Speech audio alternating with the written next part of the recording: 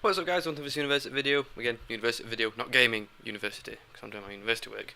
I think I'm going to say that pretty much every single video, but as you can see, we're back on my portfolio. We've been doing some more software development. Well, we did more software development, because it's been a couple of months ago. But we started straight off doing sort of design work.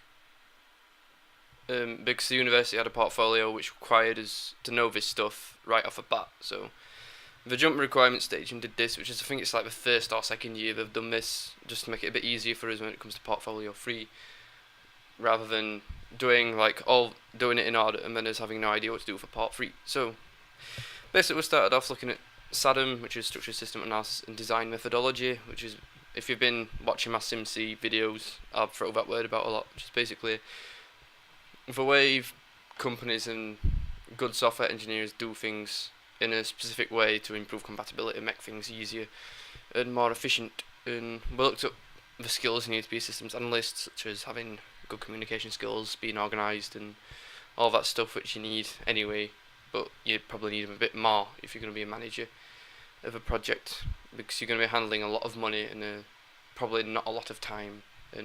But the main thing we looked at was entity relationship diagrams, which is probably the first thing anyone learns when they come to designing systems, because I learned in A level when I was doing my database work as a final year project, which took an entire year to do, so I said a whole year project more like.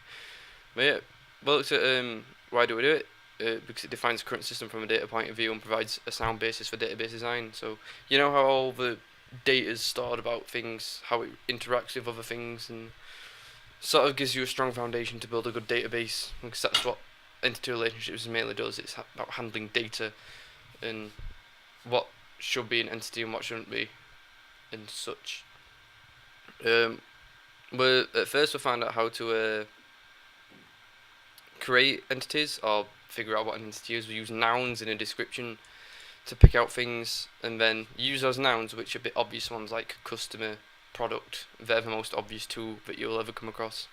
But you've got more vague ones like estimates and orders. But it can be anything really, because you can store data about anything.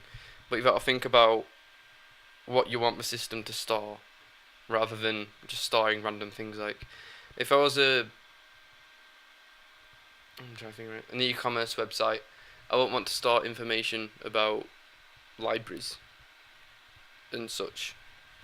It's just it's one of those things which takes a lot of thinking, and you've got to do it over and over again just to think of, which I've been doing for the majority of the year. I've been messing about with entity relationship models, and I'm still not at a point where I can explain it very well, but I can do it myself.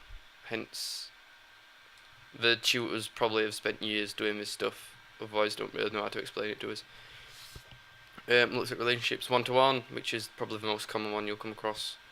These are the best ones, because you don't really need to do anything with them. It's like one entity relates to this only one time.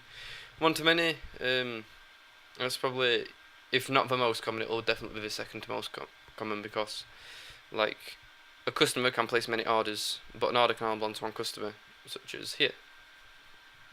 But medicinal relationships are disaster zones. They take a bit of work to rectify, because you're not allowed them in a system, because they will screw everything up and make your life a living hell. So we had to think about how to rectify them down here, which is basically you need another table completely, or another entity. Like a doctor can have many patients, and a patient can have many doctors. So I've got 2 doctors back at home, so true. You've got to make another table, and the crow's feet go down towards it.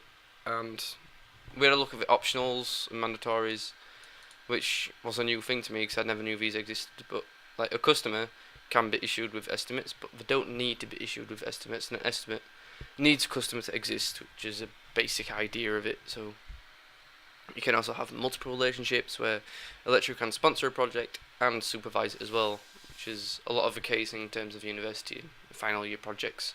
You'll find your lecturers are your best friends, but I've not come to that point yet, so don't take my word for it.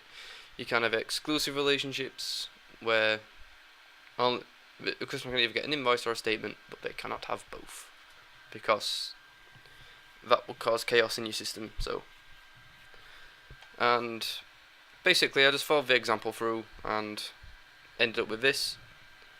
And I had a quick look at how to get how to list attributes for an entity, and that's basically how you do it.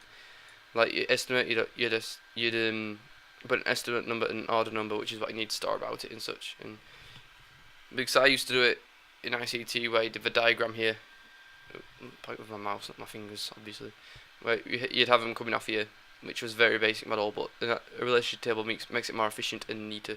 So that's a very brief summary of what I've learnt in university on entity relationship models, and I took this away and put it into Portfolio 3 at the start.